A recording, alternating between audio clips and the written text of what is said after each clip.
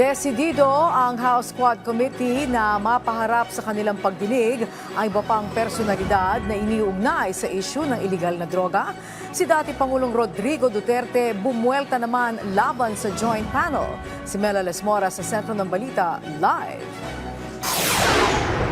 Angelique, katatapos lang ng ikasampung pagdinig ng House Quad Committee kahapon na umabot nga kaninang alauna ng madaling araw, pero kasado na rin ang susunod nilang pagdinig sa darating na Miyerkules. Ang target nga ng Quadcom leaders, mapaharap na ang iba't ibang personalidad na kasama sa kanilang tinatalakay.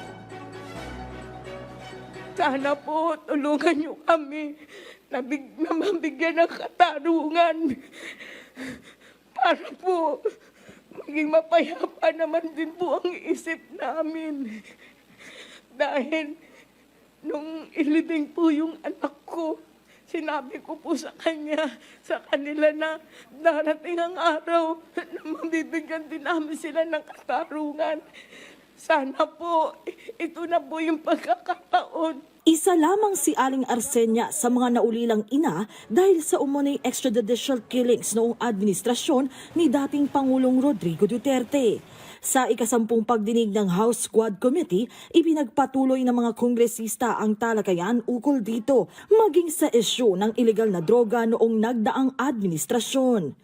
Humarap dito ang iba't ibang resource speakers tulad ni na dating Police Colonel Eduardo Asierto, dating Customs Intelligence Officer Jimmy Guban, negosyanteng si Rose Nonolin, dating PT Foms Executive Director Paul Gutierrez at dating DENR Undersecretary Benny Antiporda. Si Asierto may mabigat pang akusasyon laban sa dating Pangulo. Siguro po yung pinakamalaking accomplishment ko is yung na-discover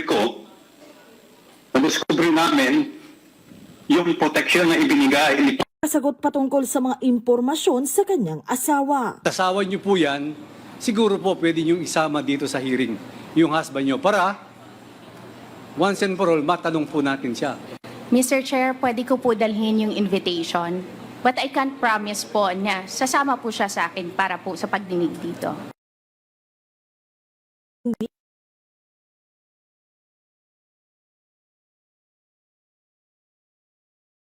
Na naman sipot, bagay na ikinadismaya ng mga kongresista. He has promised us, this committee, to his letter, that after November 1, he will be present in today's hearing. Ano to? Naglulukuhan tayo dito? Kung hindi tayo naglulukuhan dito, natatakot siya? I would like to reiterate once again that we should invite again the former president to be present in the next hearing. Sa isang panayam, pumalag si Duterte sa mga naging pahayag ng mga kongresista laban sa kanya. Tugon naman ni Quadcom Lead Chair Robert Ace Barbers. We perfectly understand na ganun yung kanyang sentimiento tungkol dyan. In deference to him being the former president, we still will accord him all the necessary courtesy that we can extend to him for being the former president. Angelique, sa ating panayam nga kay Congressman Barbers ay nagbigay rin siya ng reaksyon hinggil sa pagbuo ng Department of Justice ng task force na tututok dito nga sa mga kaso ng umano'y EJK. Sabi ni Barbers ay buong kooperasyon ang hatid ng Quadcom para nga dito sa task force na ito dahil sa huli katotohanan at hustisya lang naman ang nais nilang mapanaig. Angelique? Yes, magpapatuloy ba ang pagtawag sa mga pamilya ng mga na namatay dahil sa EJK sa mga susunod na pagdinig? Angelique, ito nga mga pamilya ng umano'y mga EJK victims ay palaging kasama sa mga iniimbitahan ng mga mambabatas dahil Angelique, alam naman natin limitado rin yung oras ng pagdinig kaya minsan may mga resource speakers mula dun sa grupo ng mga pamilya ng EJK victims na hindi pa nabibigyan ng pagkakataon na makapagsalita.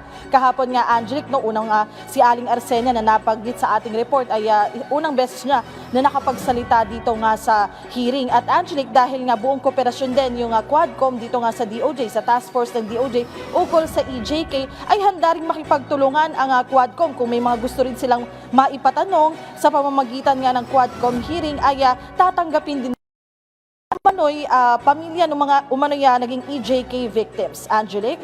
Okay, maraming salamat sa iyo, Mela Lesmoras.